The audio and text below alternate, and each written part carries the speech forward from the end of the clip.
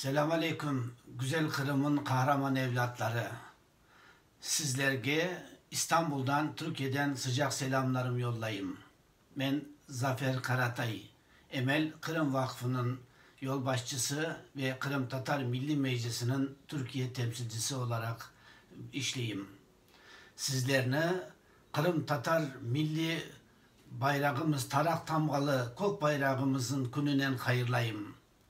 Antlı şehidimiz Numan Çelebi Cihan 1917'de Han Sarayı'na tarak damgalı kok bayrağını tıkıp Azat Kırım Halk Cumhuriyeti'ni ilan ettiğimiz vakitlerde degenedi ki bu kok bayrak bundan sonra denizlerde, karalarda ve daima hür dalgalanacaktır.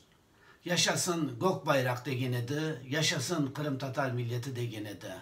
Biz de yaşasın kok bayrak, yaşasın Kırım Tatar milleti deyimiz ve inşallah tez vakitte Azat Kırım'da böyle milli bayramlarımızı hep beraber hayırlayacağımız, işanamız.